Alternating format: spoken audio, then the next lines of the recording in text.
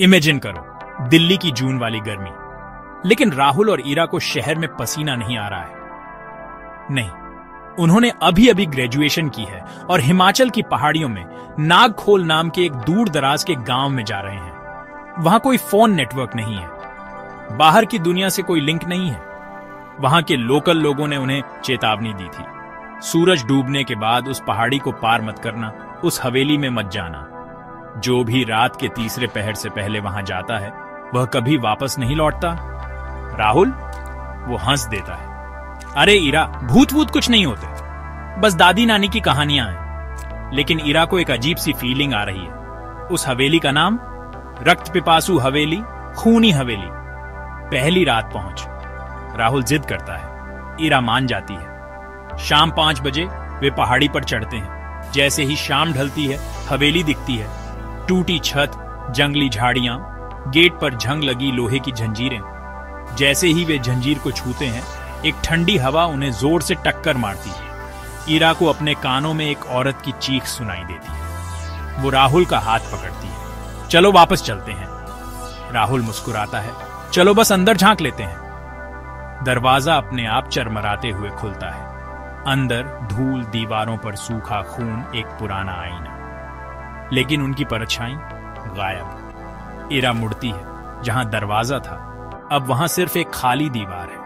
वे फंस चुके हैं। दूसरी रात आत्माओं का प्रकोप। वे एक बड़े हॉल में दुबक कर बैठे हैं। दीवारें हिलने लगती हैं, कदमों की आवाज गूंजती है। अचानक छत से 2 आकृतियां लटकती हैं। एक गुस्सैल औरत की आत्मा, एक आधा जला हुआ आदमी। औरत का चेहरा बिल्कुल ईरा जैसा दिखता है। राहुल हकलाता है, क्या वो तुम हो? आत्मा फुसफुसाती है, मुझे यही मारा गया था। मेरे प्रेमी ने मुझे धोखा दिया, मुझे जिंदा जला दिया। अब मैं हर उस लड़की की आत्मा ले लेती हूँ जो अपने बॉयफ्रेंड पर भरोसा करती है। ईरा चीखती है। राहुल उसे पकड़ने की कोशिश करता है, लेकिन आत्मा उसे फेंक देती है। उसके सिर से खून टपकता है। राज, उन्हें बेसमेंट मिलता है, खून से लिखी दीवारें। राहुल, तुम वापस आ गए, मुझसे कोई नहीं बचता। ईरा कांपते हुए पूछती है, राहुल ये क्या है? लेकिन राहुल बदल रहा है। पीला चेहरा, लाल आंखें, कांप रहा है। वो फुसफुसाता है, मैंने अपनी प्रेमिका को यहीं 100 साल पहले मारा था। मेरा नाम राजवीर था। हर 100 साल में मैं फिर से जन्म लेता हूं, अपने प्यार को यहां लाता हूं और उसे बलि देता हूं ताकि मैं जिंदा रह सकूं। ईरा हाँफती है, तुमने मुझसे कभी प्यार नहीं किया? राहुल की आंखों से काली स्याही रिसती है। अंतिम रात बलिदान। ईरा भागती है। हवेली जिंदा है, कमरे शिफ्ट हो रहे हैं, परछाइयां घूम रही हैं। राहुल उसे पकड़ लेता है, उसे वेदी पर लिटाता है। बस एक बूंद और मैं और 100 साल जिंदा रहूंगा। ईरा प्रार्थना करती है। अचानक आत्माएं दहाड़ती हैं, बहुत हुआ, तुम कभी फिर से जिंदा नहीं रहोगे।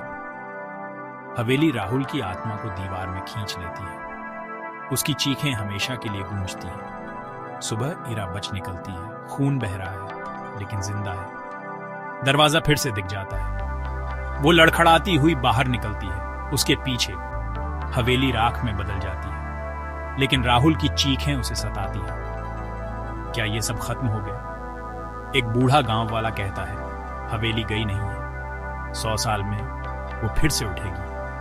एक नए राहुल, एक नई ईरा की तलाश में।